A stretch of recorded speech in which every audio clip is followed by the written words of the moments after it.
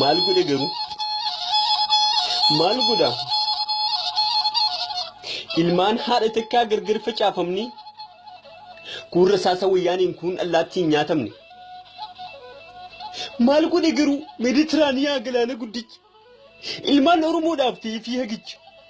qurxummii soorata dhiiga Oromoodhaaf dhiiga Oromtichaa waan ta'uu wallaalee biyyarraa baqate jiraachuu diddaadhaaf achiisisee hatee saba ofiif jecha qomoo ofiif jecha tan jirre mudate maal goone garuu gubaa garaa kootii eenyutu naa arga obsuu qaba silaa garaatu na raaka imimmaaniin of jiisee furriidhaan of laaqaa isa daabboo waliin kutachaa waliin nyaannee marqaa mana waliin ijaare dhoqqee waliin laaqaa maal goone garuu seenaanatiin ta'u osoo wal agarree nagaa waliin jenne osoo waliin argin gargaraan baqannee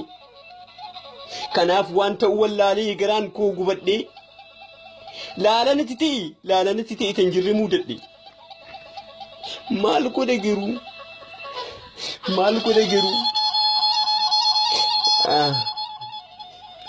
isa waliin dhugnee waliin nyaanne isa waliin qonnee waliin facaafne isa waliin aramnee waliin haamne isa walii gammadaa waliin gaddaa isa wal bohaarsu akkan taane adda maal godhe garuu kana yaadadheetiin mataadhaan natti ta'e buwwaa wanti kun hin jiru jaannati isiniif hawwa jaannati isiniif haa kennu ollaa nabii shahiidota waliin isin haa kaasu rabbi jaannati isiniif haa kennu ollaa nabii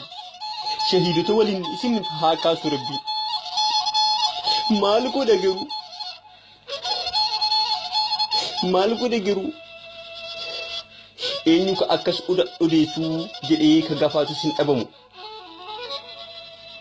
maqaan koo obsan tamaam jaama ani Oromoodha